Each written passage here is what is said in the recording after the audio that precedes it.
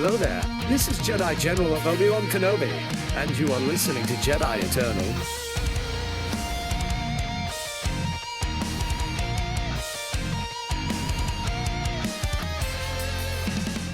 What is up, ladies and gentlemen? Here we are back once again with Jedi Eternal, a Star Wars podcast. I am one of your co-hosts, Braxton Taylor, alongside Andrew, the World Traveler Bowen. Here we are, ladies and gentlemen. Andrew's going all over the place.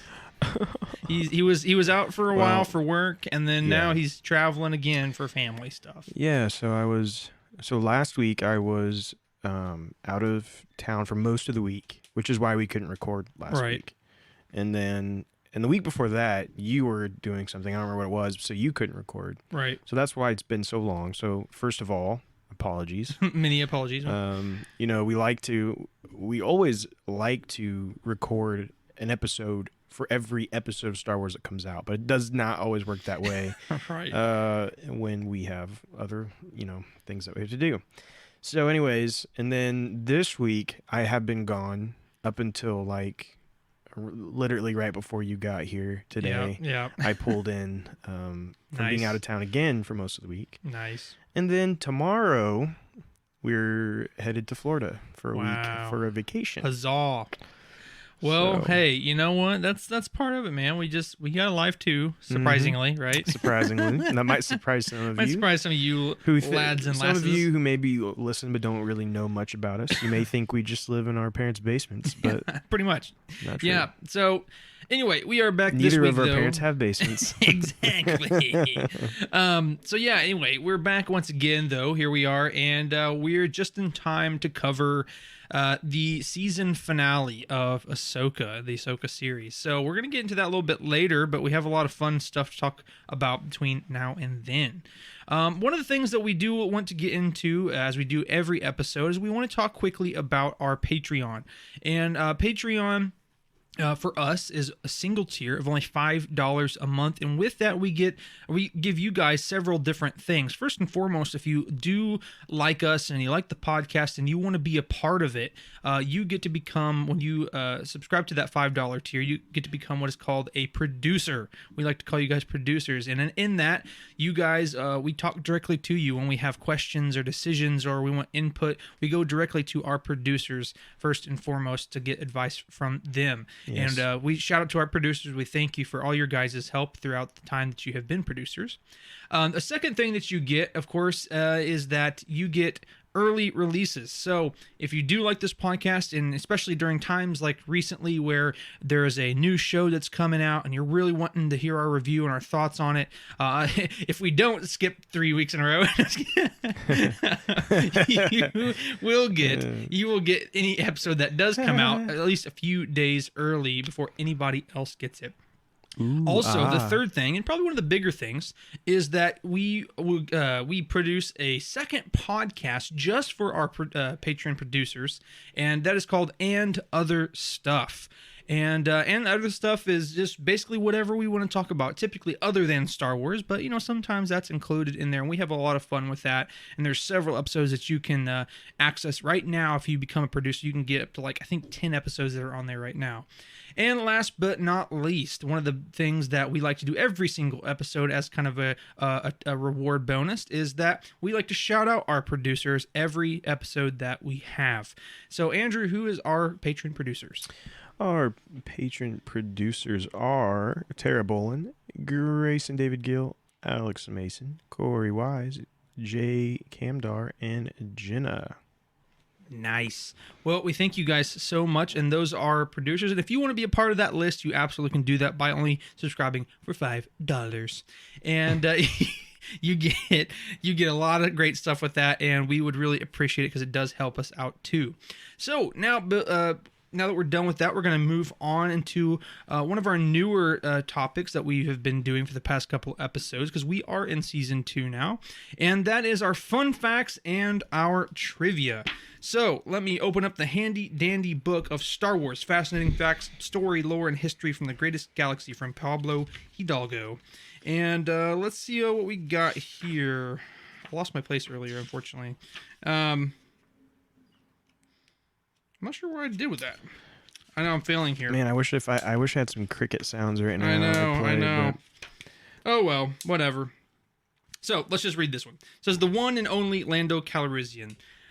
Leigh Brackett's first draft of Empire screenplay has an unusual backstory for the charming rogue Lando Calrissian. I'm a clone of the Ashardi family, he says. My great-grandfather wanted many sons, and he produced them from the cells of his own body. His sister, a remarkable woman, produced many daughters by the same means. Thus we keep the blood pure. That was the quote.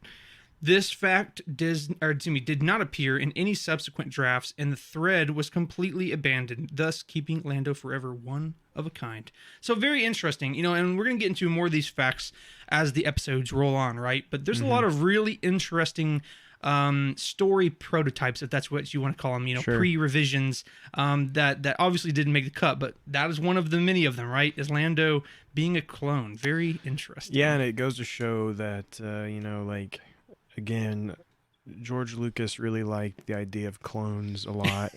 Right. As we see in the very first Star Wars, he mentions the Clone Wars before we ever knew what a Clone Wars was. Exactly. And I don't even really know if he really knew what the Clone Wars was. I think he just thought it'd be cool to call it Clone Wars. Exactly. But yeah, so it's always interesting though to see those things and to see how the stories change over time and precisely. And yeah, so it's cool. Very cool. And because we have skipped a few episodes, I will throw in another little fun fact because that's might as so well. Sweet. And the fact that I had to look at that one for You're like so 5 generous. minutes. So generous, right? But this one is called Finding the Maestro. When George Lucas was looking for a composer of his 1977 space opera, his friend Steven Spielberg recommended John Williams. Although the trend of science fiction scores at the time was for modern sounds, rock beats, and electronic touches, Lucas wanted a traditional, almost Wagnerian classic score with grand fanfares and themes for each of the characters. Williams delivered in spades, and the Star Wars album became the most popular soundtrack of the time. And what a great job he did indeed. Yeah, and that's interesting to think about it that way is like when you think of sci-fi, right? You think of, a lot of like cyberpunky-ish type music and like the heavy beats and all that stuff going on and the sub beats or whatever you want to call it, but Star Wars has very traditional music, very theatrical, classical almost, yeah, which doesn't necessarily what you think of with sci-fi, but But of course, we couldn't think of anything else other than that for Star Wars because that's what they made it. But I will say, Star Wars has really started to branch out. True. Yeah. Really, I guess since the Disney Plus shows have started coming out, right, and we're getting different composers. We're starting to see new Star Wars music, and I think an example of a really fantastic way to do it was actually with Kevin Kiner, who has been the one doing the music for Ahsoka.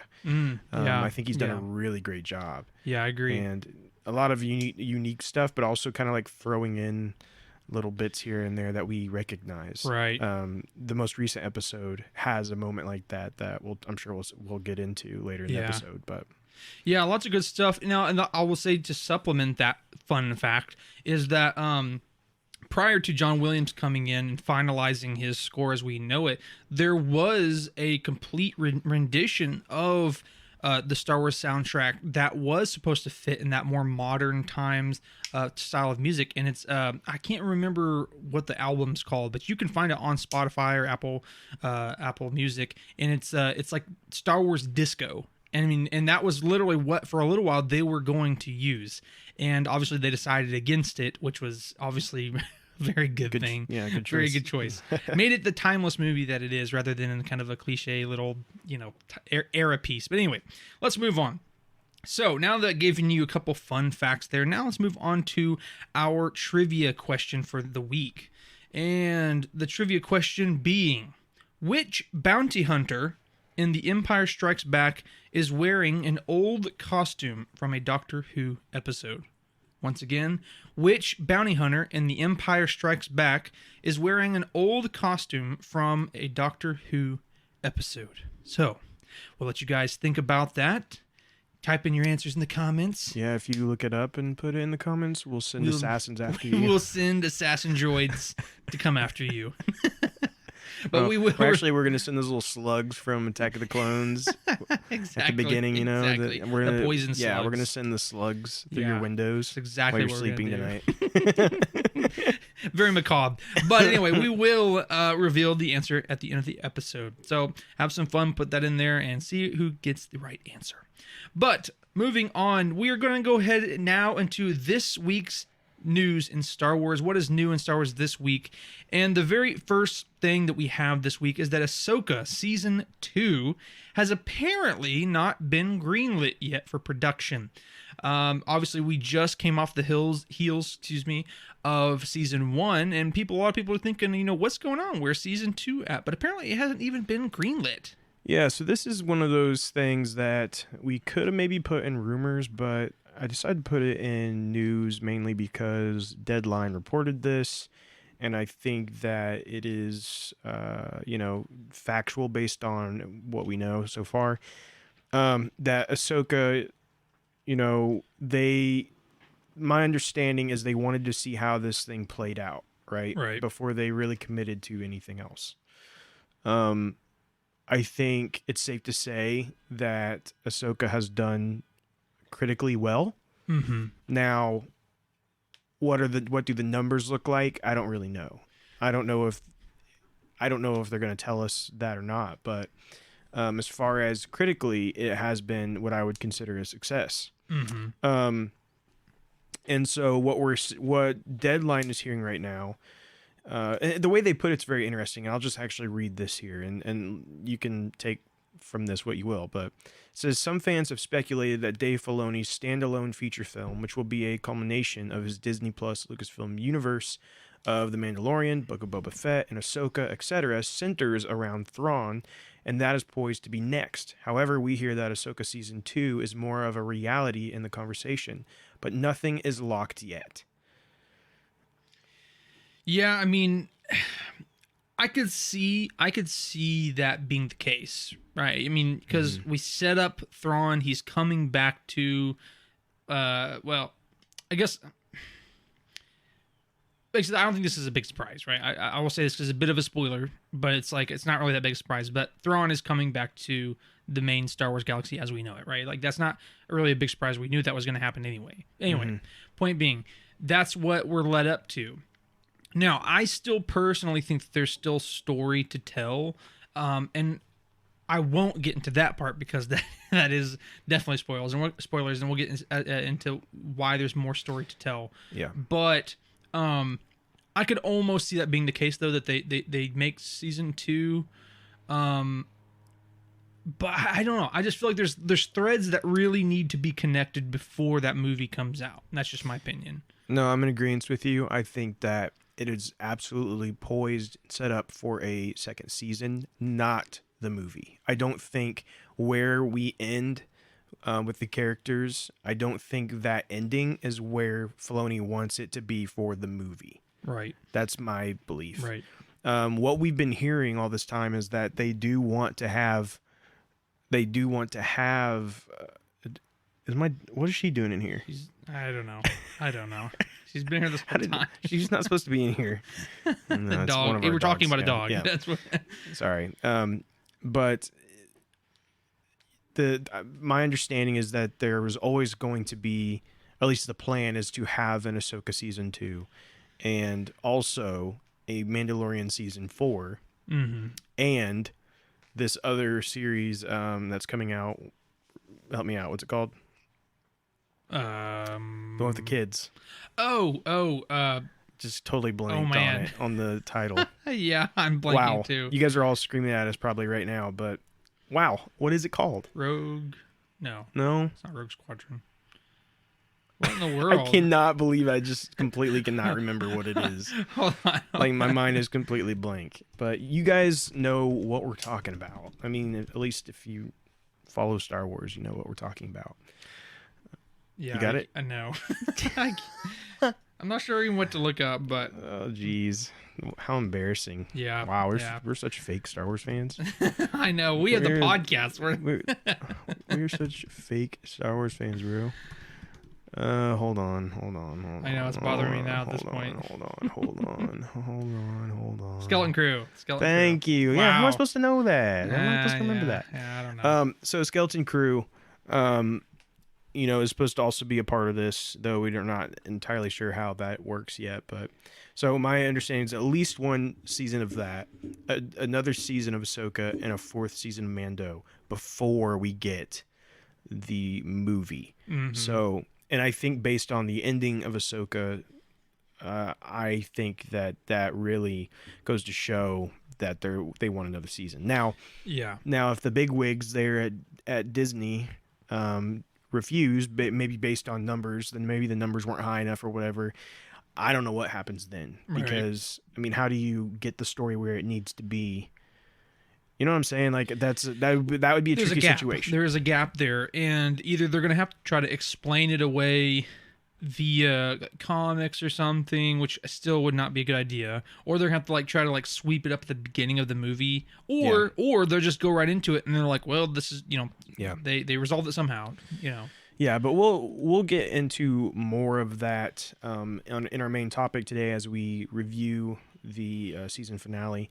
We'll talk more about some of that, so stick around for that. But going on to our second news story, and that is that the 2023 WGA strike has ended.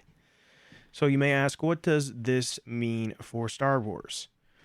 Well, it means a couple things. It means that we do have some things that will now continue production, right? We know that as far as movies go, the WGA strike halted development on at least 3 projects. One of those being Stephen Knight's script for the new Jedi Order film, which will have Daisy Ridley back as Rey.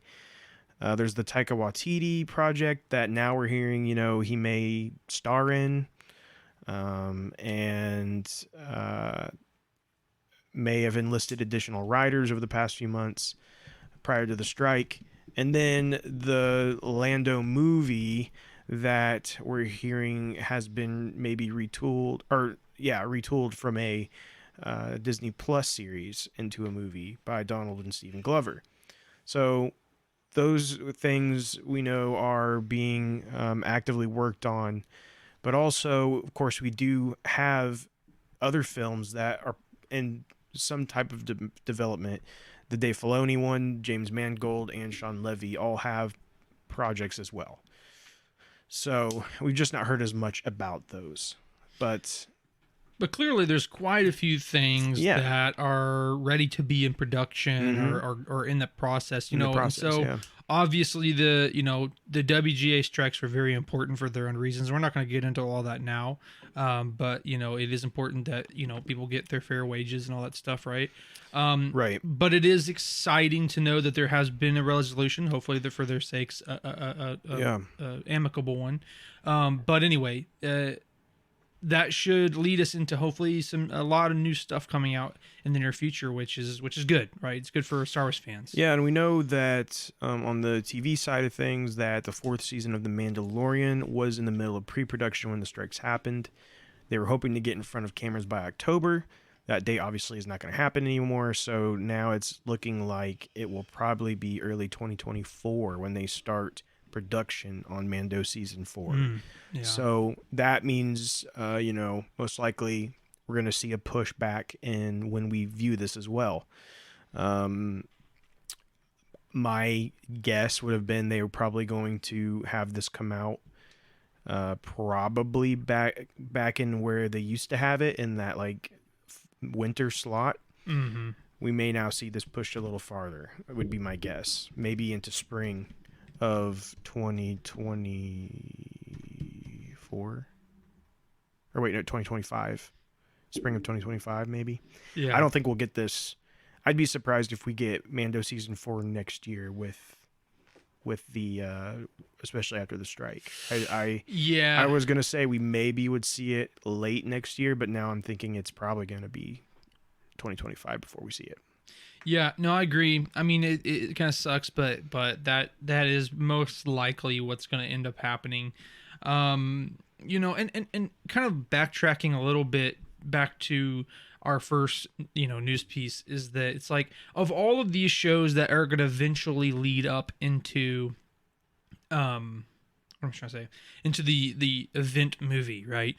Of all of the ones, I feel like Mando at this certain point in time is the one that really needs another season the least. You know what I'm saying? I mean, we talked about this previously, but Mando season 3 ended off in such a way that it's like, where do they go from here, and what meaningful story could they really tell in the next season? So Yeah, well, I mean, it ended in such a way that a large majority of the fan base was going, was that the end? Yeah, like was that is the this end of the concluded? series? Yeah. Like, are we done with Mando's story?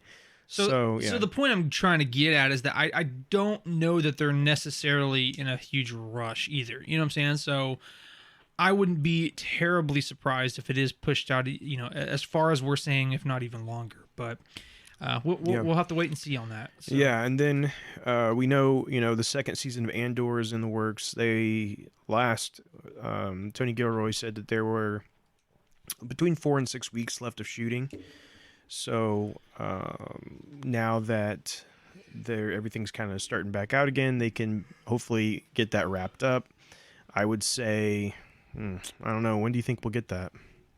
Which one again? Andor season 2. Do you think we'll get that next year?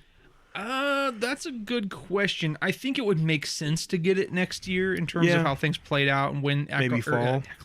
When Andor came out. But yeah, a fall release would make sense. Now, whether that's what we get, I don't know, but I think it would make sense for them to release it then, for sure. Yeah, and then with the Acolyte, my guess is the Acolyte was already finished. So the only other thing though with these strikes is that it's not entirely over. There is some kind of acting guild that's also still in strikes. So I don't know how much this affects Star Wars, but what I do know is, if nothing else, they can continue writing these scripts and writing, and have it ready and have things ready to go, which is better than where we have been, because it's been at basically a complete standstill. Right. I wonder. I wonder how many pounds all these writers have gained. They're just sitting at home, not doing anything. Not doing anything. Granted, they weren't doing too much physicality. You're a writer, you probably weren't. Yeah, I don't think it's too much just different. at home eating Twinkies and just waiting for the call to say the strike's over. Their fingers used to be lean, mean writing machines, and then now their fingers are big and maybe they don't. overweight. Maybe they're actually. Maybe they don't have the money to eat Twinkies because they've been on strike for so long. Wow, you're making fun of the writers. I'm not making fun of them. I'm just saying. You heard it here first, folks. Andrew from Jedi Eternal Star Podcast is against the writers and the writers' strike. Says writers eat too many Twinkies. No, of course we're joking. But I kid. We're kidding. Anyway, so let's go ahead and move on though. Our final piece of news for this week is that Star Wars Eclipse, the very interesting and elusive game based in the High Republic that we heard about so many moons ago, apparently the developer is saying it is still alive and it is simmering. So, I mean, this is, again, as I just said, right, this is a game that we haven't heard about for a while now, and it was something that I myself, and I'm sure a lot of you, were actually pretty excited for. I mean, it's described as, I just had it here, a new action-adventure, multiple-character branching narrative game set in the High Republic era, right? I mean, that's pretty exciting. So, it went dark for a while, and like I said, there's the developers saying it's still going on. So, Drew, what do we got? So this is one of those games that we may be talking about for a long time to come. Yeah. So the developer is saying the game is still alive and simmering. I don't know that despite the fact that we haven't seen it anywhere in a couple years, right? After it was announced and shown like a live action, or a cinematic trailer, right? And we've never actually seen gameplay for, so to speak, but it was like a cinematic trailer with the graphics that they're using.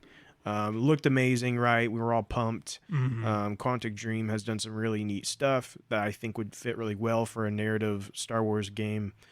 But yeah, they've been quiet, so a lot of people have been like, "Is this dead? Are they still doing it?" And so basically, they just said that it exists, it's simmering. They said one of the amazing things about working with NetEase, which is like the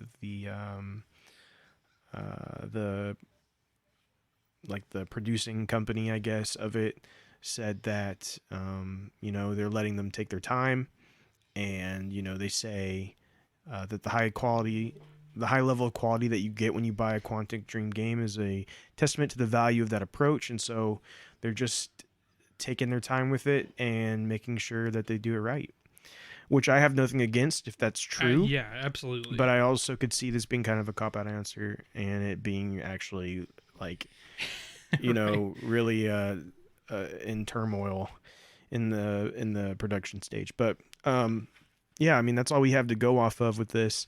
I will say, we have heard rumors that the game is probably as far off from release as 2027 to 2028. Wow. Yeah, that's a while. And again, if this game is to be as big as it's supposed to be, I mean, it's not a surprise it's going to take a while, right? Yeah, well, and here's the thing that you got to remember. And it's an action adventure game that has branching narrative, multiple playable characters, anyone can die, anything can happen. The story continues whether you make stupid decisions or not, no game overs. They've said all that stuff about this. Right.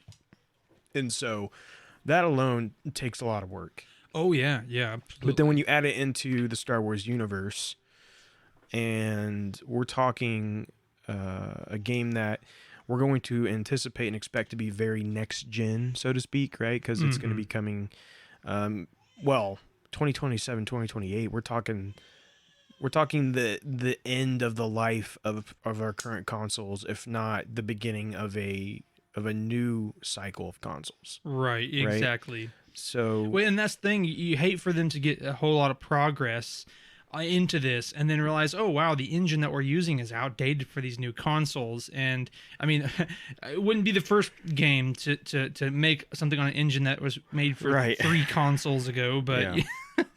It happens. But with this style of game though, with the graphical quality and all that good stuff like that, and again the game style, I really want to see something just truly next gen. So I want to see something truly just remarkable in terms of the graphical quality, and just how the game operates. And again, and the release time frame that we're looking at, it's possible that we can get that, but we'll see. Who knows if that's gonna happen or not? So anyway, yeah.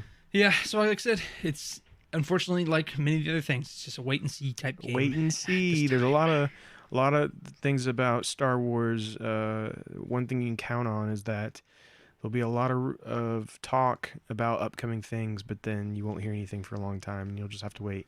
Yeah, like pretty much exactly. every movie and game in Star Wars right now. Yeah, pretty much. Things they have in common, I guess. All right, so let's go ahead and move on. That is the end of our, news for the week. But let's go ahead and jump into our community discussion. So, of course, community discussion is where we ask one question to all of you, and then we discuss all of the answers live on air. So, the question that I asked previously was, now that we're going to a whole new galaxy in the Ahsoka series, we're going to be seeing some new alien species. And of course, as you can tell, this question's a little bit old. But with that said, there are a ton of species in the current galaxy. What is your favorite non-human species in Star Wars? And we got a few answers here. And again, thank you for everybody who had answered. But Corey Allen Y says it's got to be Wookiees or Ewoks. Brandon Duke says, pretty loaded question, gentlemen. I mean, I don't know why, but porgs are calling to me. But Admiral Akbar will always have a special place. It's a trap. Greg Stewart says, Wookiees. The raw strength is pretty sweet. Josh and Birkinshaw says, come on, seriously, it's got to be Gungans, with multiple crying, laughing faces. Says, this is a bit of a cop-out answer, but I'm going with the original Sith species. I think it was a cool idea to have the Sith as a species and not just a following religion and teachings. Defo, a shout out to the Chiss as well. And last but not least, Alex Mason says, Yoder. All great answers again. Thank you guys so much for answering. And again, I mean, like I said, a lot of great answers there. You know, obviously the big one a lot of people are going to say, of course, is Yoda species, right? Whatever that may be. And I say a lot of people would think that's probably their favorite because it's just so mysterious and we don't know much about it. And JB, you're absolutely right. You know, in extended universe canon, if you want to call it that, you know, the Sith, you know, were a species, which like I said, I thought that was a pretty interesting concept as well. And eventually as the species died out, then it became the teachings and stuff as we know it today. But obviously that's not canon anymore. And, but yeah, so I'll have to say again, it seems like, a reoccurring answer here. I have to admit, probably one of my favorite species is probably Wookiees. I really do like Wookiees. For a lot of different answers, I do like, you know, again, like Greg said, you know, I would be interested to see like a poll of what would be considered the most popular, because I don't know. I think there's a good chance Wookiees would be the number one answer. Oh yeah, yeah. But when I think of, you know, Star Wars species, I think, you know, obviously Yoda is popular, but Yoda's also just like one. Well, I guess now there's three altogether, but that we know of. But I think before Yoda, you would probably actually get a lot of Ewok as an answer, and maybe even Jawas. Yeah, because I think those three are very popular. Of course, we love Yoda again, and we love Baby Yoda too. But I don't know. With Mando and Baby Yoda, maybe Yoda species would switched over a little bit. Yeah, but what? So your Wookiee's your favorite? I'd say Wookiee, or Zabrak is another one for me too, which is Darth Maul's species. I always thought they were pretty cool. Never mind. I'm not gonna say what I'm gonna say. But anyway, so so Wookiees and Zabraks have always been like big ones for me, for a lot of different reasons, and you know, not have the time to get into all of it. But Drew, what is your favorite species in Star Wars? So I would. I mean, I do really like Wookiees a lot. Yeah, it's hard not to like Wookiees. Yeah. Right?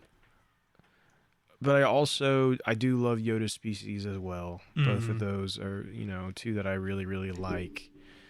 As far as I feel like so to give something kind of like out of left field, that no one else I don't believe mentioned, but something that I've always really liked is the Rancor. Ooh, yeah. And so that's another question, right? Like sentient versus non-sentient species as well. Right, yeah. Right, yeah. I mean, because you can get into a lot of all the different variations, right? But yeah, Rancors are sick. I love Rancors. Yeah, I like Rancors. They're always kind of like the T-Rex of Star Wars. You know what I mean? Yeah. And so I've always liked them. So yeah, I would say those three are kind of up there for near me. And dear. Yeah. You know what's funny? I can't remember the species name, and I wouldn't say that it's my favorite species, but for whatever reason, growing up, I just really liked them. Was the species from Utapau. You know what I'm talking about, with the lines on the face? Yeah. I don't know why. I have no clue why I liked them so much, but I just remember thinking like, dude, those are cool. Yeah. Yeah, that's the same species as the Grand Inquisitor. Yeah. The Moon, something like that. Yeah, I think that's correct. Let me see. Or is it Powan? P-A-U''A-N? Oh, or the maybe. Utai. I don't know. There's so many different random words for these guys. Anyway, but yeah, so you know what I'm talking about, though. Yeah. I think when I saw him in episode 3, when Kenobi was talking to him, I don't know why I thought it was so cool. I just thought like, oh, dude, those guys look sick. So anyway, I digress. So yeah, those are our thoughts. And again, thank you guys for sharing your thoughts as well. We really do love when you guys reach out to us. And I'm surprised nobody picked the Twi'leks. Well, okay, I was gonna say that's what I'm saying earlier. I'm like, and Twi'leks for obvious reasons. I didn't know if that was a little too inappropriate, but you know. I mean, what we all What? we didn't say anything For obvious reasons. I mean, I don't know. I'm Anyway, just surprised no one picked him. That's all I'm saying. so anyway, guys, thank you so much again. For those of you who are listening who has never, participated in one of the community discussions, we would absolutely love to hear from you. And, as we move forward, that's kind of my goal for these community discussions, that I post questions that you don't really have to know a lot of trivia, right? You don't have to know a lot about Star Wars. You can just chime in and say, I like this Star Wars species because I thought it was cool, and that's a good enough answer, right? So that's what I'm trying to do is just ask questions that are fun engagement, and you don't have to really know a whole lot about Star Wars. So if you feel that way and you're like, I just don't know a whole lot, just reach out to us, and we'd love to hear from you. So now let's go ahead and get into our rumors for the week. And kind of like last week, I think, actually, as well, or the last time we recorded, should I say, Yeah. we only have one rumor. Only one. Still, up to this point, a lot of stuff is still revolving around Ahsoka, so not a whole lot external to that. So our one rumor for the week is that the Star Wars Knights of the Old Republic remake may be dead again. So first it died because the developer that we had originally talked about was just being dumb. They were just being negligent and just wasting money. So they got dropped. They had to just get rid of the project. And then someone else had picked it up, so we heard. And then now, though, it's seeming like it may be dead again, unfortunately. So Drew, what do we have on that? Yeah, so it was under Aspire. They were the ones creating it, and from what we've gathered, they showed it at something kind of to the big wigs who were contributing the money, and they didn't like what they saw. And so Embracer, who's the parent company, they took it out of the hands of Aspire and gave it to Saber Interactive. Again, this is just what we've heard. I don't know that any of that is official, but and so that was what we heard last. Well, now PlayStation has went and taken off the trailers from their YouTube and stuff. And so it's kind of brought it back into the conversation of, is this dead? Is this officially dead? Now, we don't have an exact answer on that, but it does make you wonder, with Sony kind of erasing it from their name, so to speak. And again, it's another Star Wars game that showed a tiny little trailer and then has not been talked about since, which seems to just be, again, the way they do things for some reason. Now, what we do know is that Embracer has gone through some turbulent times lately. They lost a $2 billion deal after buying up loads of studios, including Gearbox, Crystal Dynamics, Eidos Montreal, the latter two purchased from Square Enix. And so, but when they did all that, but then they ended up losing a $2 billion deal that was kind of the backing for the making those decisions. So with that, I could see that also being them letting go of KOTOR because of that. Now, here's the thing. You tell me Aspire is doing KOTOR, and even back at the beginning, I immediately was like, I don't know. Of all developers. Yeah. And it's like, well, they worked on the iOS ports of KOTOR 1 and 2. Well, that's great. They worked on mobile games, okay? And now we want them to create a remake of one of the most beloved console games of all time. Right. That seems like a mistake. And obviously, it seems to be the case that it was a mistake. Mm-hmm. And then they gave it to Saber Interactive. I'll tell you the truth. I don't know all the games that Saber Interactive have done, but that tells me enough. The fact that I don't know tells me they're probably also not the right studio for the job. Right. So here's what I hope happens. Honestly, I hope that this goes completely out of the hands of Embracer, and let's get this back into the hands of a developer that really cares, but also can get the job done. Right. Because I think it would be a shame if we never get a remake of Knights of the Republic. The idea that was talked about was that, you know, it would have the same story. Of course, it would look much better, but they would also update the combat to a more action adventure combat style versus the strategic battle system they had before. Mm-hmm. And so I think that was a great decision. That's one of the things I hate when I go back and play the old ones, is the combat system in that game is so just outdated and just not very fun. Mm-hmm. And so I think that updating that would make a lot of sense. So I hope this doesn't just die completely. I hope that it is handed off to someone who could really do it. And I think it could be amazing if we get that. But it has to be the right team. It has to be somebody that's not only passionate about the series, but also can do it. Yeah. And honestly, that's the biggest part. Like, that's going to be hard to recreate the magic, but also to make it just a really good game.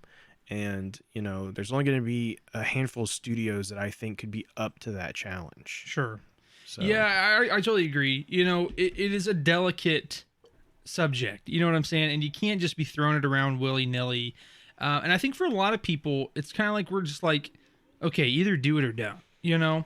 And I feel like with it saying, oh, we're back, we're doing it again. Oh, it's dead. Oh, we're back here doing it again. Oh, it's dead. We're like, stop getting our hopes up. You know what I'm saying? Right. Just either you're going to do it or you don't, you know? So that's the long and short of it. So I guess, again, like everything else, we're just going to have to wait and see if anything pans out and comes of it. So, all right, folks, now that we're through our rumors, we're going to get into our last and final topic before we end out for today. And of course, that is our main topic. And this week, we're going to be discussing kind of our thoughts on the finale of Ahsoka series, the Ahsoka season 1. And we're going to go over, you know, some of the episodes we missed just a little bit, but majoritively talking about the finale here. So, basically, episodes 6, 7, and 8 is what we have not talked about as of yet. And basically, we're just going to quickly go over episodes 6 and 7 because, to be honest with you, there's really not a ton to talk about, especially in episode 6. And so basically, overall, right, episode 6 sees them finally coming into the new galaxy that we've been so highly anticipating, right? We're seeing this new galaxy. We're seeing some of these new things, and we do get probably the best part of the whole episode, of course, is the reveal of Thrawn, but also his Legion, and we see them all in their kind of like makeshift Empire Stormtrooper armor. Yeah. And then with some of them having like the Kitsune like almost inspired like helmets where they're all like mended and put together with gold and stuff. Yeah, and I thought at the time when I saw this that they were most likely dead and reanimated by the witches. Yeah. But obviously within the newest episode we find that's not the case. That's not the case. They must be alive and well. Yeah. At first. Which begs the question, is these red wrappings, it's like, what's the purpose of those? I thought that was some sort of like magical binding. It's you know duct what I'm saying? tape. Magical red duct tape. They're like, wow. Thrawn's like, well, I have this red duct tape we could use. This cool magical red duct tape. It's like, it's not magical, sir. It's like, well, it looks magical.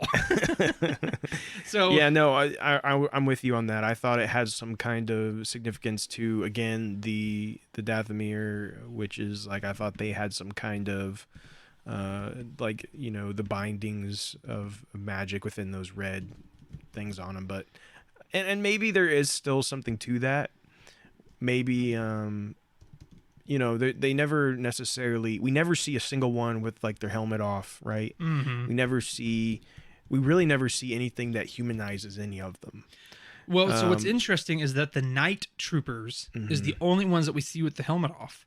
And the night troopers were like the freaking zombies, which, we're cutting ahead a little bit, but we did see them with their helmets off, partially, and they were like straight up like zombified. Well, but they had already been zombified at that point, right? Sure, right. So, I'm just saying that is one instance where we did see some of it. Which those were the two. We're jumping all the way to the last, but the two that were up there, I think they were purge troopers originally. Yes, I believe so. It looked like they were purge troopers. He calls them night troopers. Yeah, that's pretty cool.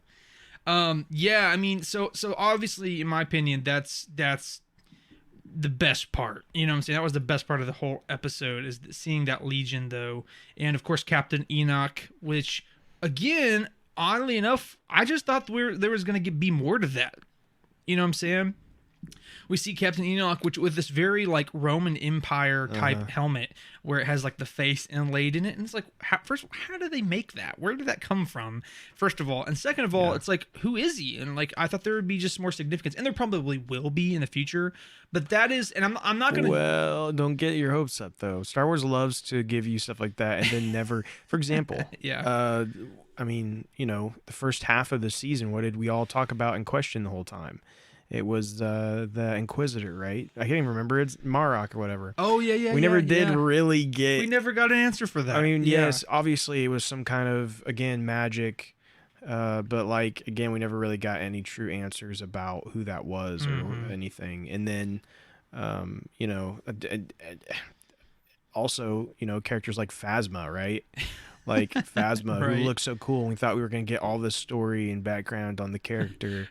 Well, the biggest one, Boba Fett. Boba Fett. Which now, after all of these years, they fleshed him out because people love them so much. Yeah, and even Phasma has gotten more books that kind of have built up her backstory and stuff. And who knows, we'll probably get books about this guy eventually. Which, I don't know. I mean, here's the thing. With Phasma and Boba Fett, they were part of like the main movies.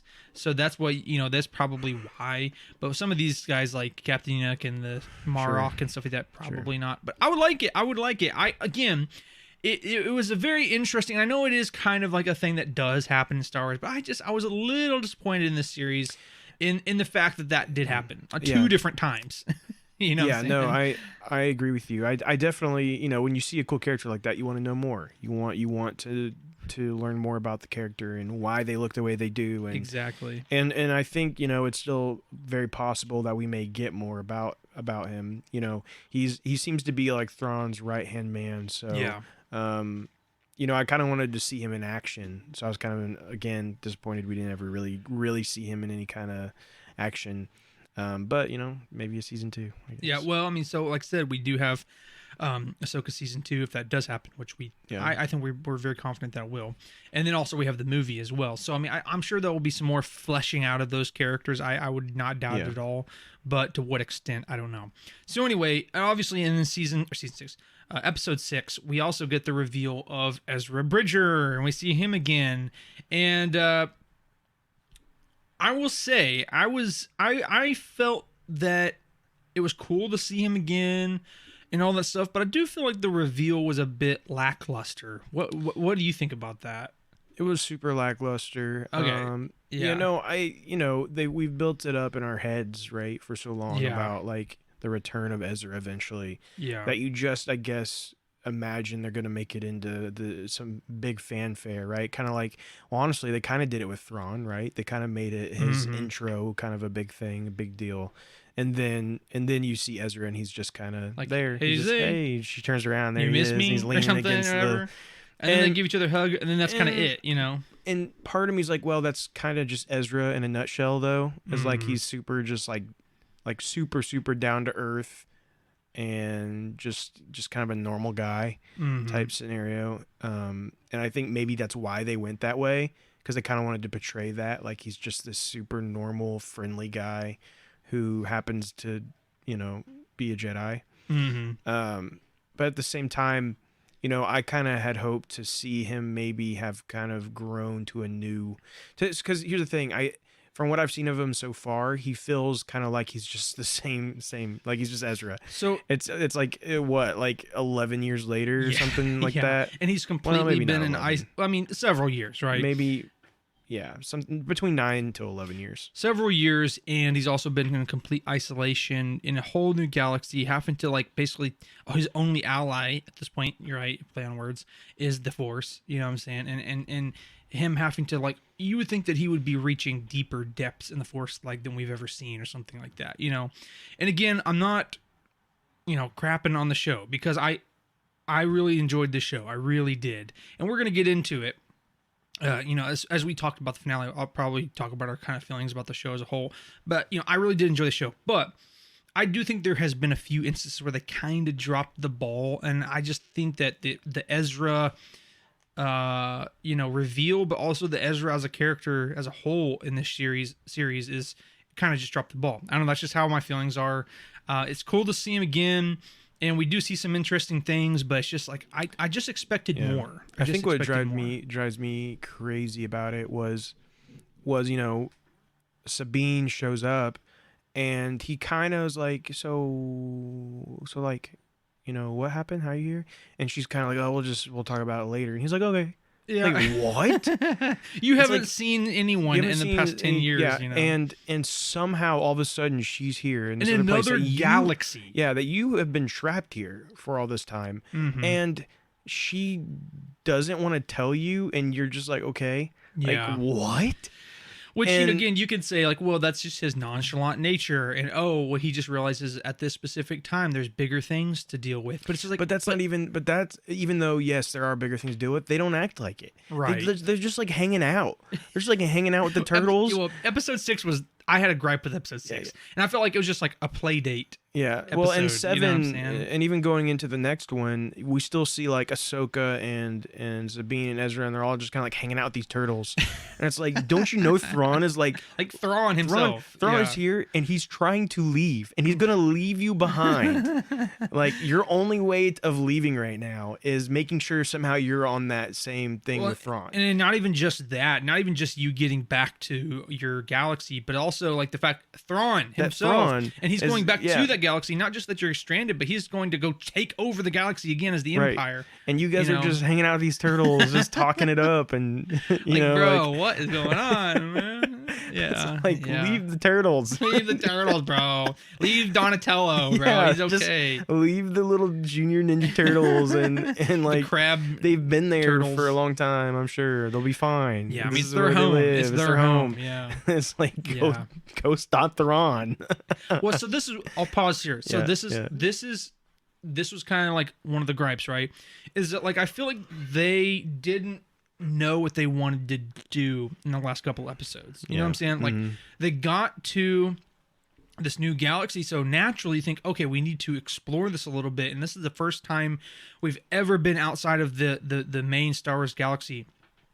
So clearly, people are going to have questions. They're going to know about the local flora and fauna, and at least of the specific planet, and and see things. So it makes sense that we kind of want to explore, but they never really fully explored. So then they're like, okay, then there's this urgency, and we need to like hurry up. But they never fully went urgent. They didn't really take advantage of in my opinion, of the fact that they're in a different galaxy. Like, they could have really showed some wild stuff, new stuff. Yeah. Maybe a new way things work, and we never really saw anything like that. Like, we had heard some rumors that like they were gonna, like, the Force was gonna be different there, like things were gonna work differently. Yeah, and I think that would have been really intriguing, but they didn't really do anything like that, and it just kind of honestly just felt like another planet in the galaxy we already know. Yeah. Right. It didn't feel like it was a different galaxy. Right. And how do you do that while maintaining the same like feel of Star Wars and not being too out there? That's a great question. I don't know. And but they also, I feel like they didn't know either, and because of that, it prodded them to kind of get cold feet, I guess. And you know what I'm saying? And they never really quite committed to either one, right? Anyway. So I know we want to kind of really mostly we want to talk about the finale. We just kind of wanted to touch on a couple of things. The last thing I'll touch on before we jump into talking about the finale was that we do get that C-3PO moment within episode 7, which was awesome. Really awesome. And it was, kind of a touching moment there because they used, Anthony Daniels to come in as C-3PO in place of Leia, right? Like he was there on behalf of Leia, which Right. was an interesting way. It was a good way to do it. Yeah, Without to do having it to kind of honor her character, but to not just have some just random person doing it, but C-3PO, which is also Right. meaningful. So I thought that was really cool. But yeah, let's just go ahead and jump into the finale. So the finale of Ahsoka opens with Morgan Elsbeth informing Grand Admiral Thrawn that the transfer of the mysterious Night Sister cargo is complete. So are you with me on this? That like that's definitely just a ton of like carcasses, like Night Sister carcasses. Yes. Yeah. Yeah, Well, like- that was what. So there was a little like I can't remember when they said it, but they said that he woke up those 3 Night Sisters. So True, it does talk about they say something like that. It makes sense that he's going to take all of these sleeping, Night Sister carcasses or whatever, and take them back to Dathomir as part of their agreement, right? Yeah, But yeah, and I assume that he's going to utilize like a Night Sister army to his advantage. sure. Well, Right. and so we do see, of course, in Star Wars Jedi Fallen Order, the undead sisters. So the Night Sisters at the time was able to like resurrect their dead sisters to fight once more. So that was something we do see in canon. So I mean, it's Yeah. not impossible. Oh man, he's a yawner Excuse today. me, right? I'm tired. So he sends Enoch to prepare the Eye of Sion and dispatch 2 TIE fighters to deal with Ahsoka Tano and her group.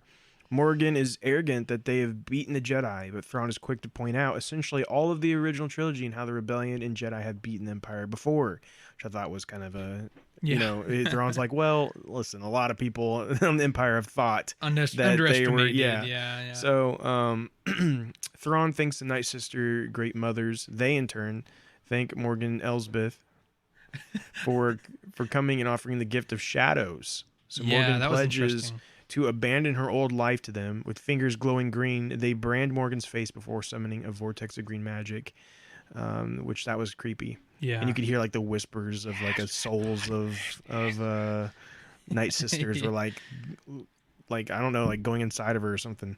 And then the fire dies, revealing the blade of Talzin, Yeah, that was which was a interesting. callback to Mother Talzin, who led the Night Sisters in the Clone Wars.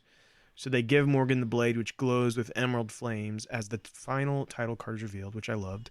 Part 8, The Jedi, the Witch, and the Warlord. Dude, that's so good. Little Narnia for you there. Yeah. So with the heroes on their ship overseeing the nomadic Nadi, which I think are the turtles, Ezra Bridger is trying to build a lightsaber. The droid Professor Ewing fusses at him as the lightsaber building can't be rushed. I thought a couple things about this I thought was interesting. First of all, they make a little joke in there. I don't know if you noticed this, but they talked about something about it being too thin, like it would be too thin. And I think that they were making a joke about the lightsaber sizes in Rebels. Yeah. I think that's kind of what they were Yeah. making a joke at.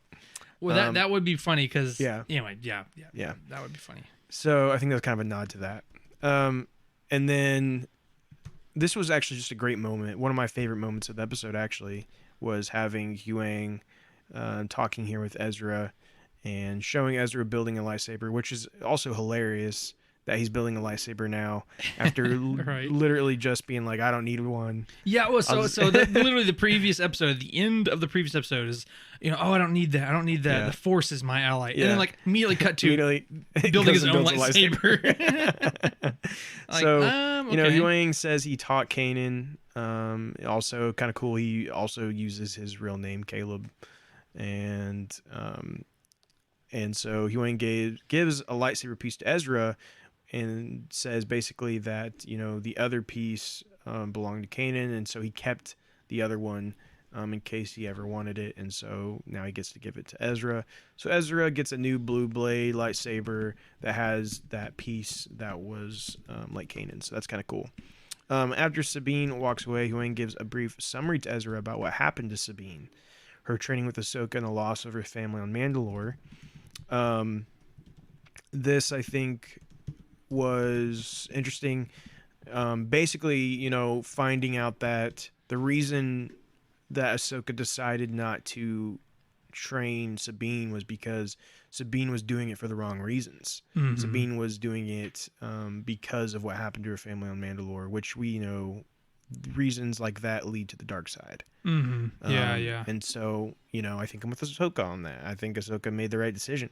So it's kind of Yeah. interesting that we see Ahsoka looking on it as she made the wrong, like she failed her, but really it sounds like she made a pretty wise choice, honestly. But, in my opinion. But Sabine finds Ahsoka, and they finally talk about the Padawan giving Baylan Skull the star map several episodes ago.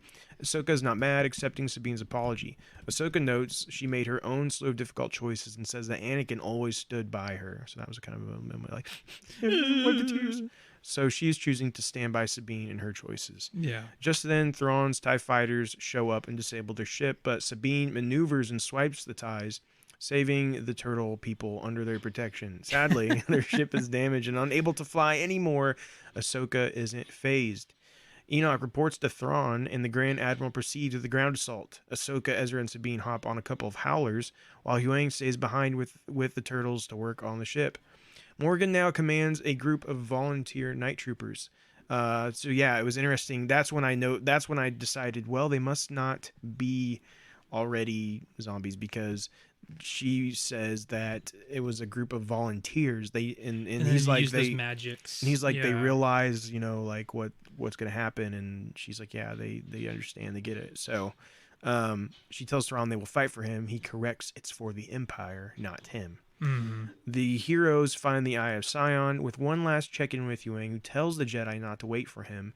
They head out. Thrawn is ready for them with the turbo lasers from the Chimera raining down on them. That was pretty neat. That was cool. The lasers shooting down from the Star Destroyer, and they're all like running through there. Yeah. It was pretty neat. The Jedi race their howlers toward the front gate, all three using the Force and slipping inside. They are met by a massive wave of night troopers, which they promptly dispatch. Now, this is one of the times in the episode that I was kind of like, something about this didn't feel right to me. Yeah. And I don't know if you feel the same way. I don't know if any of our listeners feel the same way, but something about this scene when they first come in there and they're like, blocking the blaster bolts and all that, something about it just didn't feel right.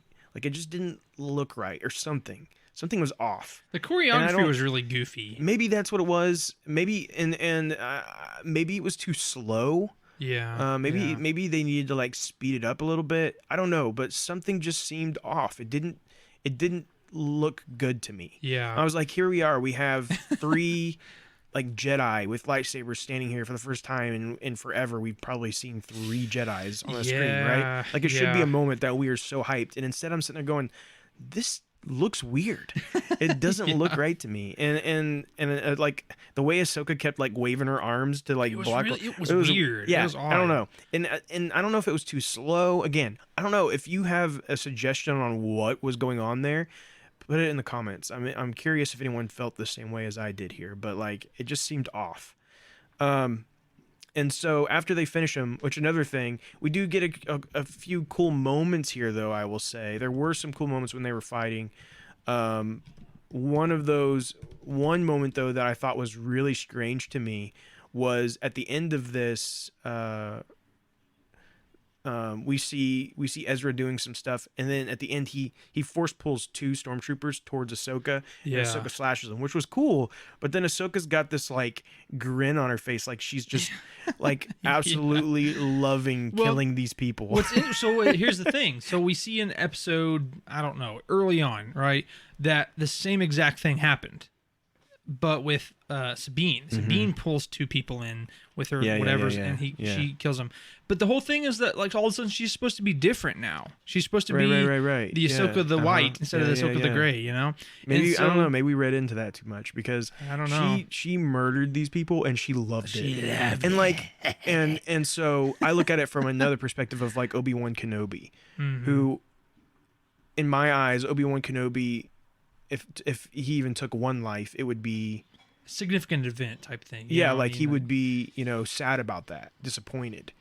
Right. Where again we see, I don't know, it just seemed like she did it like not just out of necessity, but like she enjoyed it too. And I thought that was just kind of weird for a Jedi to do.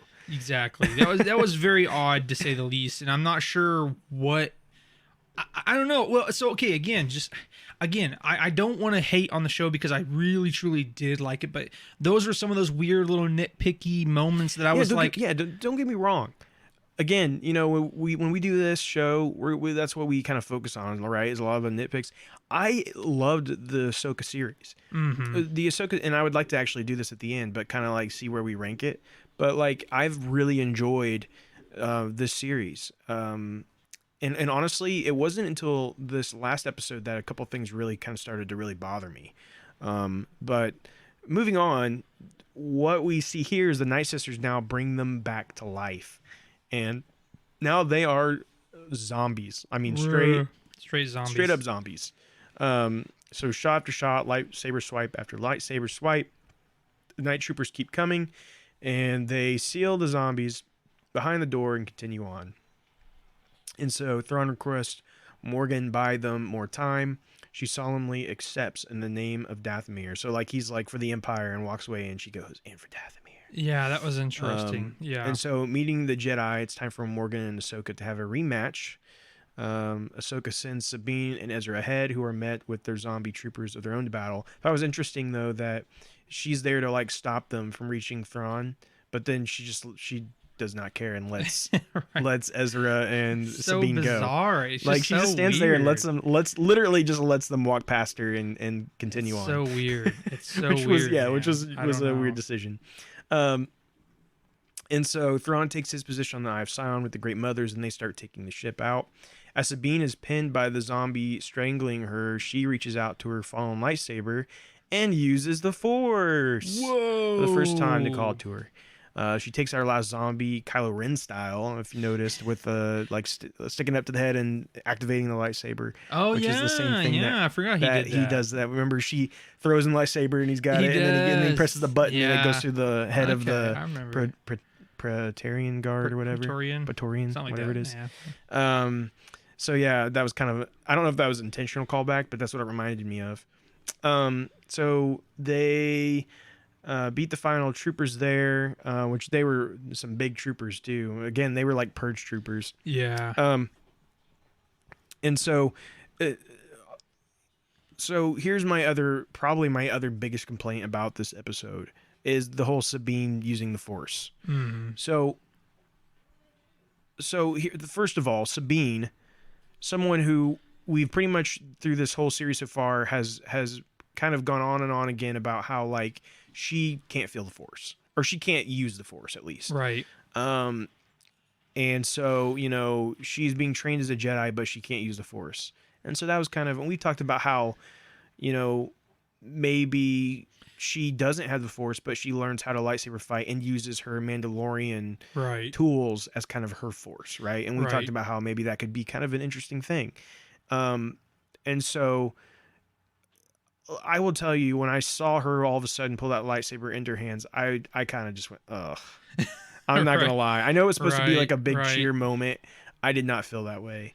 Call me a Debbie Downer, I guess, but I was just like, oh, come on. Well, so we, like I said, we talked about this previously, right? And it's one of those things where it opens the door to things that we may not really like when we're saying that, like, oh, everyone can use the Force if they try hard enough. You know what I'm saying? Yeah. And I don't know. Well, and it's like, Luke Skywalker, in canon, he learned how to use the Force by his first thing he did was pick up a noodle out of a soup bowl. He picked up a noodle. That's what he did first. So we see him in Empire Strikes Back, and he pulls the lightsaber to him. I think it's the first time we see him do that in the movies. But canon had shown that he had done that before. Where this is completely saying that there is no, like, she had no Force using up until this moment here. Right. And she pulls that lightsaber into her hands. And so that, I'm like, okay, all right, fine. It's a lightsaber, whatever. But it's the next thing that happens that really just absolutely blew my mind, and not in a good way, okay? So Yeah, this was crazy. so we see here Ezra and because the ship is leaving, and Ezra and Sabine are standing there, and Ezra's like, I don't, I think it's already too far, and Sabine's like, just jump and I'll push you. You're like, oh, And I just have this newfound confidence in my force ability. Ezra, first of all, absolutely just insane. Because, I mean, if I would have been Ezra, I'd been like, absolutely not. Like, you've never used the Force before this. Yeah. I mean, did he even see her use the Force? I don't know. To get the lightsaber? I don't remember.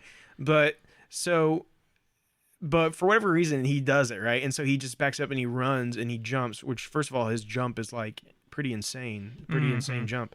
And then but her Force push is like dramatic Force push, like big time, like 50 feet or more, a big, huge push. Yeah. And it was in that moment I'm like, this is crazy. Oh, I was like, yeah, no. I'm sorry, but like maybe you can pull that off in like Filoni. Maybe you could have pulled that off in your animated shows. Yeah, but like, come on, man. Like, come on. This is live action canon. It's just. Yeah, no. I did not like this at all. I did not like it. And here's the thing, if she had shown multiple different times in which she's had Force, but she's just been blocked because of self-doubt and stuff. Okay. But that's not what happened. No. And so, yeah, that really bothered me. I was not a fan of that. But it is what it is. It also kind of brings up a question about like where Disney, Lucasfilm, where they're headed with Force users, right? Because, and we've talked about this a little bit, but I personally like the idea of not everyone can use the Force, right? That you have to be.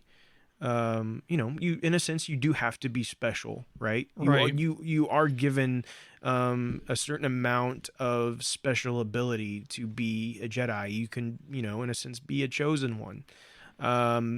And Disney has kind of started to twist that a little bit into everybody can be it type thing. Include everyone. It's like an inclusion thing. Right. And like, I just don't see that as necessary. Why does everybody need to be able to be a Jedi? What makes it special if just everyone can use it now, exactly. You know what I'm saying? And so I feel like what they're tapping into here, and I feel like Sabine may be one of the biggest examples of this, is like, if you know how to unlock it, anyone can use the Force. Yeah. That's what I'm kind of afraid of. Well, here. So, I mean, that's basically, like we talked about this last episode, but that's basically what Ahsoka said. At the very beginning, she was talking to Sabine and basically said that the Force is a part of everything and everyone. And it's always been right. It binds us. Obi-Wan's speech about the Force, all of that, and that's great. But there's only specific people that actually manipulate it, right? And that's the way. So this new idea of like, well, actually, anyone can use the Force if they figure it out. Yeah. No, please don't do that. Yeah, Disney. don't go in that direction. Yeah. Please don't do it. And here's the thing, we're talking about Disney, and yes, they're the big deciding factor. And if they really are like, yeah, we got to push this for inclusion's sake or make people feel good about themselves or whatever, I get it, but with Dave Filoni being over this, you would think that there would be some major pushback, and who knows, maybe there was, and we just don't know it. You know what I'm saying? Yeah, I don't, and maybe, and that's not necessarily maybe the case. We don't know how it started with Sabine and Ahsoka. Maybe there was some kind of spark of Force ability that made Ahsoka decide that this is something she should do, right? Because again, you don't usually in anything I've seen, you don't take on an apprentice that doesn't have the Force. Right. So maybe she showed some kind of Force sensitivity that wasn't talked about, but it just seemed like in every time they would talk about it, it was like she just didn't know how to do it. Right. So they didn't ever suggest that she showed any kind of sensitivity. Right. But it does bring the question of, well, then why was she even an apprentice in the first place? So I don't know. Yeah, that's a good question. I mean, it could be just what is the word I'm looking for? Availability bias, if that's if people know what I'm talking about on that. Yeah, that's a business term. But basically, it's like, well, she only had Sabine there, and whether she had the Force ability or not, like she's the only one that could possibly learn, so you might as well teach her type thing. But I don't know. Yeah. So then Sabine then spots Ahsoka now emerging to the roof and still battling. Morgan breaks one of Ahsoka's sabers as their battle rages, so that was interesting. That Ahsoka's had that saber now for quite a while. Yeah. So apparently they want to switch things up. And they pause as the Chimera pulls away. Suddenly, Sabine reveals that she did not join Ezra as she draws out her own blade to battle with her master. And with one last fell blow, Ahsoka strikes down Morgan Elsbeth. She actually swipes her with both swords, with her lightsaber and that was interesting. And the thing. And so you see like the ghastly like the thing, clean like lightsaber, and then like the green smoke coming out of the other one. Magic coming out, yeah. Like, I know you might be going into this, but it's like what blows my mind, and another thing of like, I can't believe that they did this, is that Ezra just left them. Just like, okay, I guess I'll go back to the galaxy by myself. You guys stay here where I was at, trapped, and fight these people. I'll just go. Bye-bye. I just couldn't believe that. You know what I'm saying? Yeah. It's interesting. I have to make in my mind that he knew like somebody's got to make it back. Somebody has to stop him. So hopefully that was kind of the thought. Which they didn't like insinuate. But they didn't insinuate that. Like, you have no other choice. You have to do it. Yeah. You have to be the one to. And I think what bothered me most, I feel like there was so much emotion missing in the finale. Like, for example, they're officially left behind. Yeah, right? yeah. They have no way to get back, technically. No way to get back that they know of. Mm-hmm. I mean, let's be honest.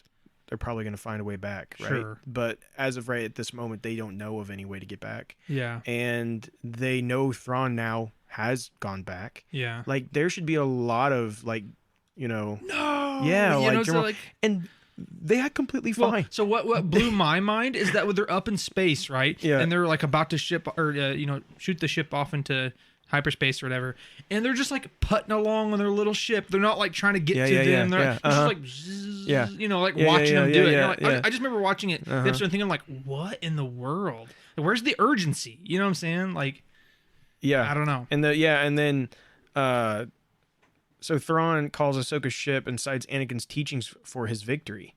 And with one last "Long live the Empire" jumps into hyperspace. I thought what he said there was really good. I liked it. Yeah. He's basically like, he's like, who's to say that you won't become the exact same thing that as he is, as he was. And basically, and then he's like a Ronin like you. This is where you belong. And all of that was really good. I was like, good. okay, this is good stuff. Sweet. And then he says, "Long live the Empire," and he jumps into hyperspace, and they're all like, okay. Well, rats. Oh, this stinks. Man. I guess we're gonna go hang out with the turtles.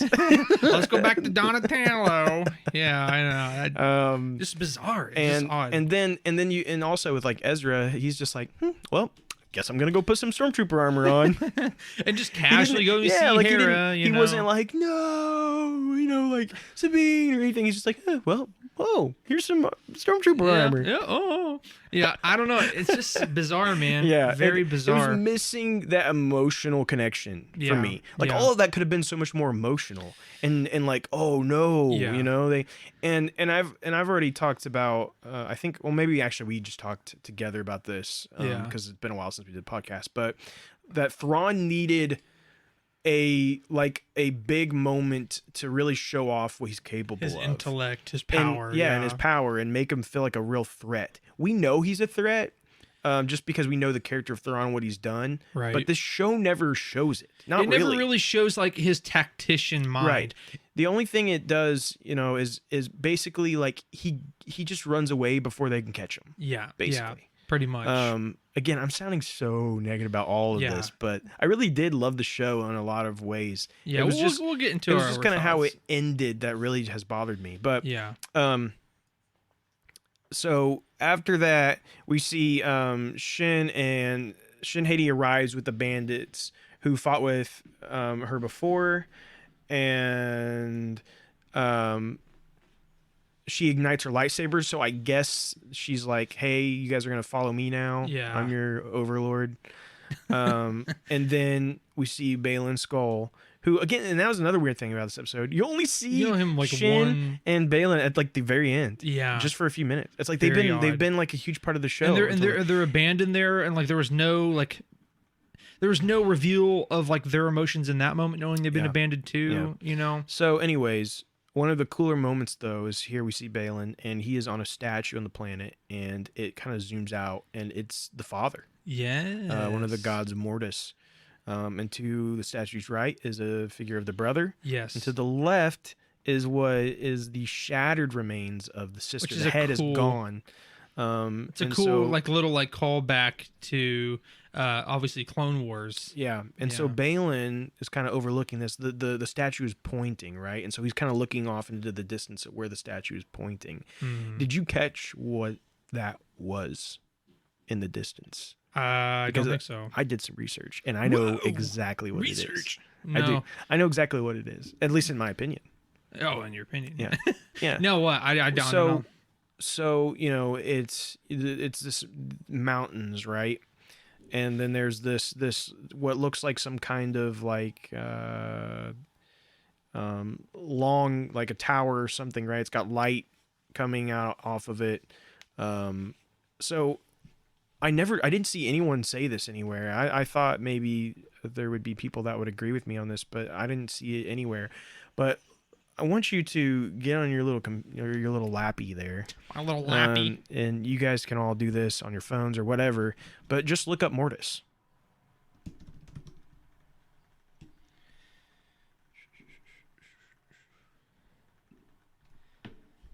Look up Mortis, and what do you see? That right there. That's what it is. Interesting. I honestly don't remember that. I'd have to go back and go watch back and watch it again. episode. Go back and watch the very end there and see what he's looking at. It's Mortis. Very interesting. Yeah. Very interesting. So he's going to Mortis. That's what he's doing. So what's interesting is that I can't remember. It's been years and years since I've watched the Clone Wars episode, but I do want to say it was almost as if they were like transported there. They woke up and they were there. Yeah. So it could have been a different galaxy. You know what I'm saying? It could have been. Yeah, exactly. So there's so many implications to that, right? Yeah. And I think that's one of the big things to kind of take away from this, to kind of like speculate on, right, with where things are going is that, in my opinion, that is totally Mortis. And so what does that mean? Right. What does he plan to do? Well, so I mean, as we know,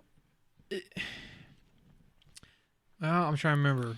So we know a couple things. First off, we know that, with the Mortis gods, that the father wanted Anakin to be their replacement. Right. Right. Yeah. He felt Anakin was the chosen one, to replace him as the father, to be the balance, the light and the dark, to be the balance in the Force. Right. And so then we have the brother who was the dark side, and then the sister who was the light side. Now the sister dies, right? Mm-hmm. And then Ahsoka dies, but is brought back to life by the sister. Yeah. And so it's been kind of insinuated that Ahsoka has this connection to the sister. There's the bird, which we see, like right? The Morai or something like that. Yeah, the Morai. We see the bird again here, as we've seen in a lot of places at this point. Pretty much anytime Ahsoka shows up, since then, Morai is not too far behind. Yeah. And so some have speculated Morai is the sister. Right. But others have said that Ahsoka's actually now the sister. Like there's like a remnant of her at least. Yeah, you know but she's got something there. So I wonder if Balin is planning to kind of right this, in a sense, in his eyes, and to bring back balance, essentially. Right. Or at the very least, he may not even know all of that, but he just knows that there's great he said power. Something's calling to him, right? Yeah. Yeah. So when we end, and again, I don't even really remember, but when we end, are any of them left? No, from what I remember, who the father, son, daughter? Yeah. from what I remember, they're all dead, if I remember correctly. Because I think Anakin ends up killing the son, and the son has killed the father, and then I can't remember how the daughter dies. So it kind of makes me wonder, though, if like maybe one of them still alive somehow. Yeah. Well, and they're calling, and they're kind of the ones that have been calling, and so Balin's going to go there. It would actually be really cool for it to be the son. Well, because here's the thing: Anakin killed the son, but Anakin's just a guy. You know what I'm saying? Yeah. And the son is some like manifestation of the Force itself. Because, so who knows that he actually killed him? Because if it's the son, you could get Sam Witwer, right? Yeah, Sam Witwer true. would be, which we had all those rumors be about him like being a part of the show or something like that. That would be cool. That'd be kind of interesting, right? That would be cool. So I don't know, but. So I guess my question would be: do you think like Balin plans to go there and be one of them? And if he was, which one would it be? The father? Probably the daughter. I don't know. I mean, I would guess, but I don't know. You know. I mean, I guess in a sense, maybe he kind of has some of that light and dark, right? Right, which would make sense that he would be the balance. But also, you know, there's a lot of people that I've heard think that Ahsoka is the light, and that Anakin is the father. Yeah. Or will become the father still. Yeah, I don't know. That's a good question. So how interesting would it be if whenever this all wraps up, Ahsoka accepts being the daughter. So she becomes this like immortal being. Yeah, that would be interesting. Who it becomes the personification of the light side. Yeah. And that's kind of like, so like Ahsoka never really dies. She just becomes this like, you know. Filoni would love that. And I kind of wonder if that's where he's headed eventually with this. Yeah. But what if Anakin gets to still be the father? And so he also is, but maybe it's Balin. I don't know. I don't know. And then who is the son? Yeah. Who would be the son? Which, you know, you could almost see the dichotomy. Like, I don't think it would make sense necessarily in this context. But you could almost see like Balin being the father and then Shin being the son, because or like in that capacity. Well, yeah, because she's the more darker one. And it's not really the names aren't the important part. It's the personification of like light and dark and all that stuff. Yeah. So yeah, and then maybe, but like, who cares about Shin? Honestly, yeah. Do we care about? I mean, although I really like to care about, who really cares about Balin though either? You know what I'm saying? I mean, in the grander sense of like, again, if Anakin they continue to grow these characters, which with the actor who played Balin passing, that's a whole other thing. Yeah. Of like, are they going to recast? Are they going to go a different direction because he's no longer with us?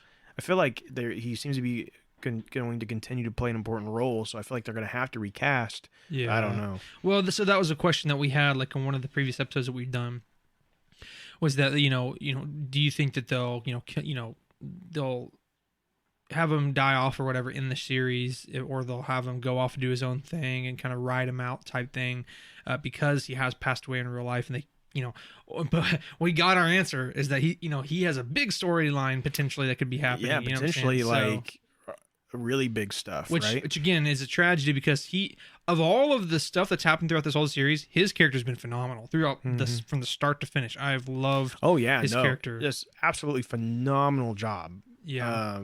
Just wow. One of my, I mean, honestly, he may be one of my favorites of Star Wars villains at this point. Yeah, absolutely. If you can call him a villain, but I mean, kind of can. Kind of like an anti-hero almost. But yeah. And it's just because he's so layered, right? And that's what makes him so good. But we see the Eye of Sion arrive back in the known galaxy, approaching the planet of Dathomir. We're also gonna have to get a name for this other galaxy soon if we're gonna like, like we need like to, instead of just saying they're in this or they're in the original galaxy or a new galaxy, we need like names. Back with the New Republic, an Imperial shuttle arrives. Harrison Dula, Chopper, and her troops wait in the hangar bay. The door opens, and out comes a stormtrooper. This was so stupid. It was a bit goofy, yeah. The trooper, okay. Really?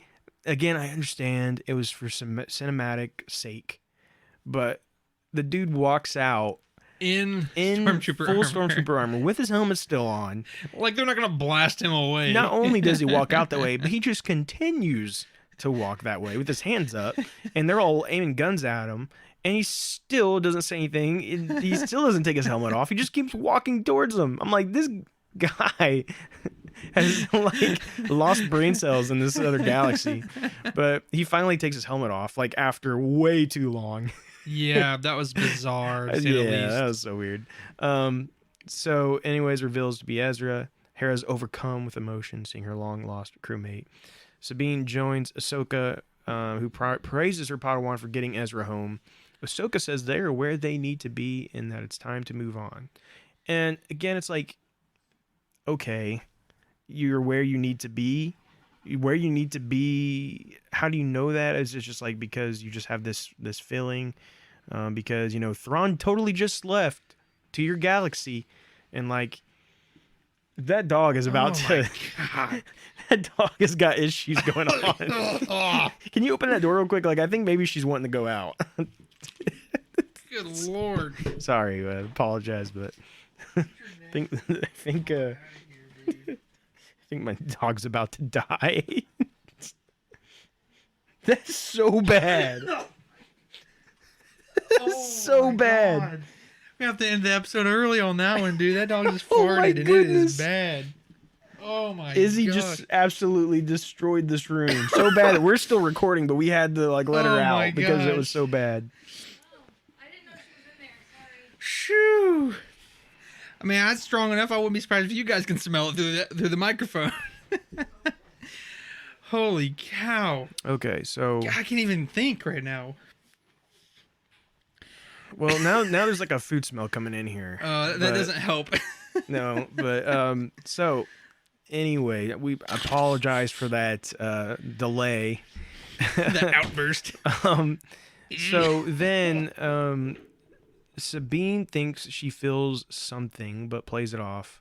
She says oh, it's like a shadow in the starlight is what she says. And then we see Ahsoka kind of looking back once more. And the show ends with Anakin's Force Ghost looking over his once Padawan, bringing Ahsoka to a close. Which, that was a whole weird thing there. First of all, did we not just see Sabine stinking throw Ezra like 50 feet with the Force, but she somehow can't magically sense a Force Ghost? A. B. I mean, I think she did sense it. Well, but you see what I'm saying, though. I mean, she has such adept But she ability, she can didn't- use it. But she obviously didn't see him, but she sensed his presence because that's Yeah. why she said a shadow in the starlight. But the Interesting, bigger question... interesting that she said that, and just yesterday, the new High Republic comic came out called Shadows in Starlight. Really? Yeah. That's interesting. Yeah. I don't know if that's just a crazy coincidence I don't where know. they planned that. I don't know. Anyway, but the bigger weird thing here is that Ahsoka just like they look at each other and they're kind of like, you know, don't say anything, just kind of like to smirk and nod, and then Ahsoka just turns around and walks away. And you know, Drew and I had spoke about this personally, just he and I after watching the episode, and it was just a bizarre moment. And I think, and this is what I told Drew, I said, you know, like here's the thing, I guarantee you why that happened was because it was supposed to be symbolic, right? It was supposed to be that Sabine has, Ahsoka, that just got me discombobulated. I can't hardly think right now. Anyway, Ahsoka, you know, she's Ahsoka the White now. You know, she's moved past Anakin and his, in that troubled past that she had with him. She respects him and loves him as a mentor and what he's done for her and all that stuff. But she's like she's moved past it now. You know what I'm saying? Mm-hmm. But I still think that's just a bizarre way to do it. Like there's this actual Force Ghost after all the stuff that's happened, and you're continually watching his holograms, and you face some weird version of him that may not even really be him, which we never got that cleared up either. In the World Between World area. But this, you're looking at him like that's the real Anakin. That is him. And you just don't say a word to him. Just look at him for like 2 seconds. Gives a knowing look and then just turns around and walks away. Yeah, and I thought that was weird. And again, I think it was like for cinematic sake, but it doesn't feel believable is the problem. Yeah. And I would have loved for them to have another conversation there. I feel like that would have been a much more meaningful ending. And to show and have that conversation illustrate how she has moved past and how she's become her own person and become better. Right. but while speaking to him, Right. You know what I'm saying? And I don't know why they couldn't have done that. Yeah, that's frustrating. And honestly, seeing him here still doesn't necessarily tell us if she saw him earlier or not. Because Right. here we see him in what we expected to see. The You see actual him blue in the Force Ghost. yeah, but we see him wearing Jedi robes Well, like that he too. wears Yeah. in Return of the Jedi. Yeah. Where again, when we see him in the other stuff, he's not wearing that. And he's so- constantly changing and morphing to and different so, things. Again, it kind of seems like it never really was Anakin, in my Right. opinion. And so it was more just like her mind, and maybe I don't know, but yeah. So that's where we leave things off at in this state that obviously needs a second season. Yeah, very much so. There's a lot of unanswered questions. I think some of the issues that I have may technically be fixed with a second season. Right. It's only a matter of time to see. But overall, I actually really loved the show. Yeah, Okay? let's get into that part. I really right? did. I loved the fact that we got so much about the Jedi here. It's so much that honors and the what we've gotten before, and really in every aspect of Star Wars. Right. This is kind of a culmination of so much. Right. Between animation and prequels and original trilogy and honestly, whether you like it or you hate it, I still think a lot of this is still leading into and complementing the sequel trilogy. Sure. And so there's just a lot there to take and appreciate. And there's kind of something for everybody within it. And getting back Hayden Christensen, such a joy. And he did a fantastic job in everything that he was in, even though not all of it is explained. Yeah. But I did really enjoy it. And so many great lightsaber battles within this. We went from hardly ever receiving a lightsaber on lightsaber battle to getting, multiple battles within Right. this one series. Right. And really, a lot of characters we've grown to love and appreciate were in this, and so just seeing that continue to grow, it really is Rebels season 5, and in a lot of ways. Oh, yeah, Or is that definitely. right? Would it be season 5? I don't know. Whatever. I don't know season what the it'd be. last one was. Honestly. But I think that really my disappointments really didn't start to really hit until towards the end. Just some of the stuff that was happening. It's maybe some of that it was maybe a little rushed. Yeah. But in some ways, it felt like it wasn't rushed enough. And so that's what's kind of weird. It's almost like maybe if they had condensed when they went to this other galaxy, but instead kind of maybe had an episode where they were already back in the other galaxy, so we could kind of see like what's next. Yeah. Maybe some of that and then end. I don't know. But makes me wonder, like, if the very last part of this season was when the writer's strike started happening, and so all of a sudden the last couple episodes just kind of fell because they didn't have really great writing. I don't know. I think it was. I think this would have had to have been done by the time of that. But, Yeah, I'm majoritively kidding, but right. But I don't know. It's where would you put it? Where would you rank it? And let's say in terms of Star Wars shows only. Let's not get the movies involved. like Disney So we're Plus talking- or Yeah. Disney Plus. So we're talking Mando's season 1 through 3, and Book of Boba Fett and Kenobi and Andor, and now Ahsoka. man, that's hard. That's really hard. What, 5 shows? Yeah, I would So say 1 through 5. Starting with 5. Okay, I don't know. I'm not getting into that right now. Here's what I'll say. Mando is still the top for me. That will. Which season? I'm just saying the show. Oh, You know what come I'm saying? on. Because it's kind of like, well, okay, season 2 then. Okay, yeah. I mean, season 2 is probably my favorite. But I'm saying just the show as the whole because it all kind of culminates together, right? And that's the thing. It's like there's really high points and there's also some low points in it, so it kind of helps it, whatever. Anyway, Yeah. Mando's definitely still number 1. I really want Kenobi to be my second, but I don't think so. I want to say that actually Ahsoka is probably my second right now. And then Kenobi, then Andor, then Boba Fett, and then whatever the other one was. I can't remember. What were we saying? Anyway, Man, what did Boba Fett do to you? I just didn't. Anyway, Yeah, I think had this stuck the landing, this maybe would have ended up being my number one.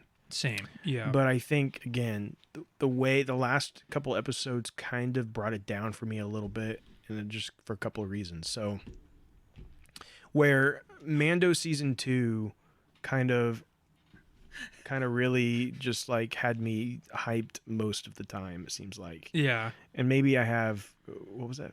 Oh no. Nice. And so I think that Yeah, whatever. It's a spam. I thought I got mentioned by a famous person, but no. So this episode's falling apart here at the end. But I think I would say Mando probably still my number one. Yeah. Season 2 specifically would be my Yeah. favorite.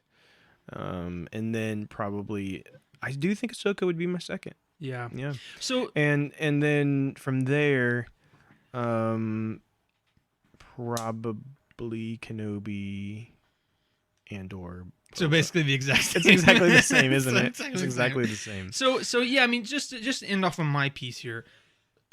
Actually, and let me say, I do think Andor actually is a better series than Kenobi, but Yes, but the emotional attachments. that I have to Kenobi. Yeah.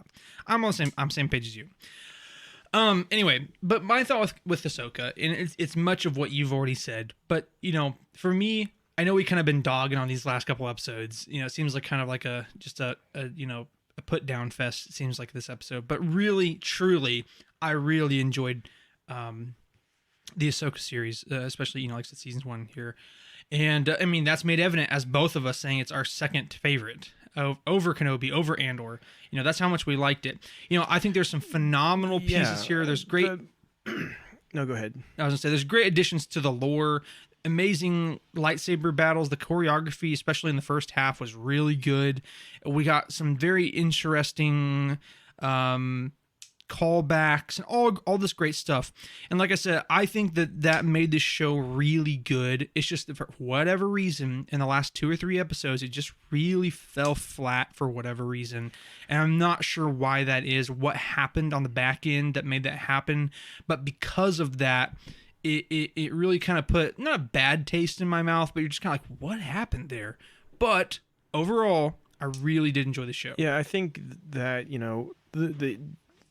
the best way for me to describe it is like this show is what Star Wars is to me. Like this is the kind of stuff that I like about Star Wars. I like the Force. I like this, the stuff that maybe the casual viewer might scratch their head at and be like, "What? That's Right. weird."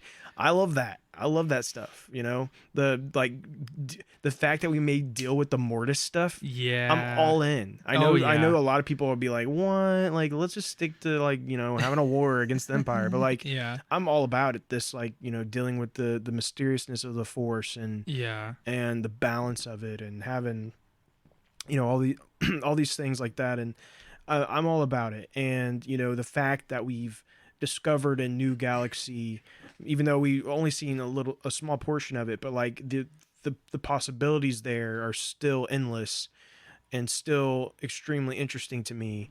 And then throwing in alongside that characters that we do know and love, that you get to experience that with, makes it that much better.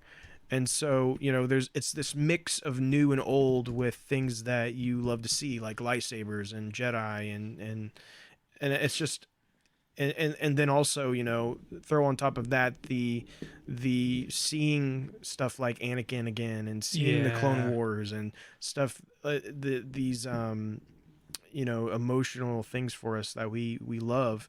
Right.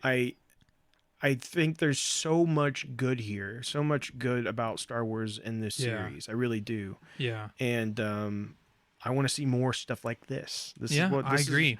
This is what like Mando. I love Mando. And Mando, you know, we wouldn't have any of this if it wasn't for the fact that Mando hit it out of the park. Exactly. Right? Yeah. Like, we wouldn't have an Ahsoka series right now if it wasn't for the success of Mando.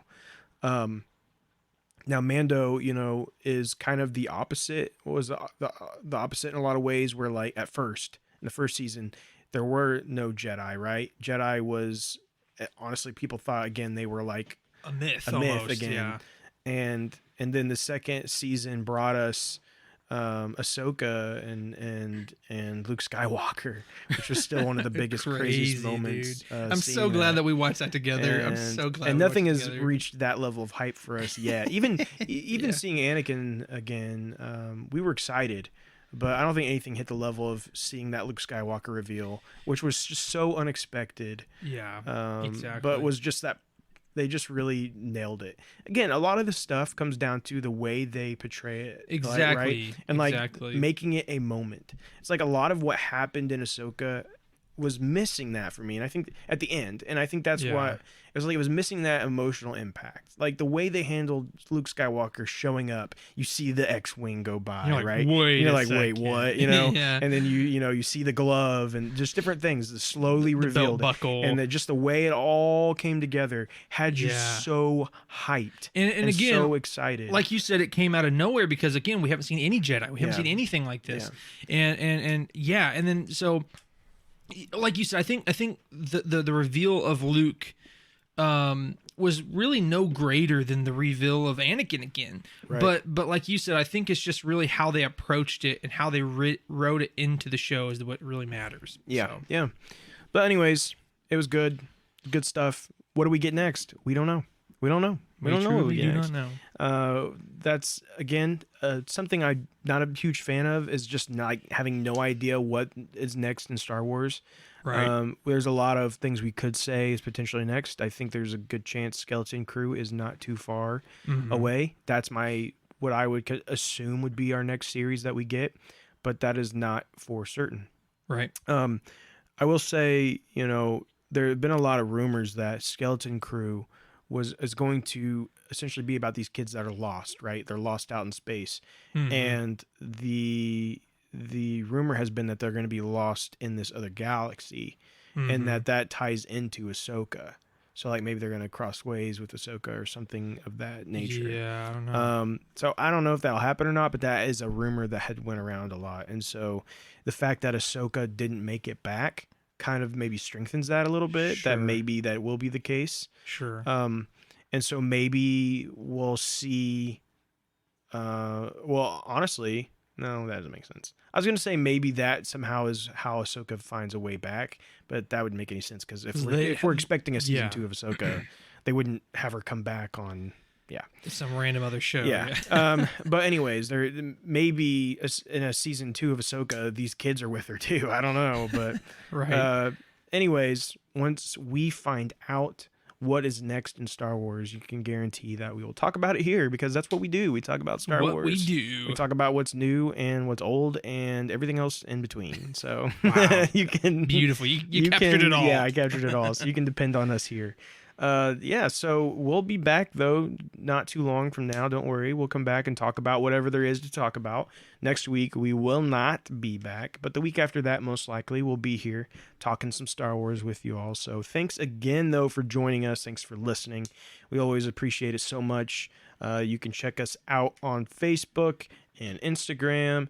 And you can check our Patreon where you can subscribe for only $5. We think it's worth it.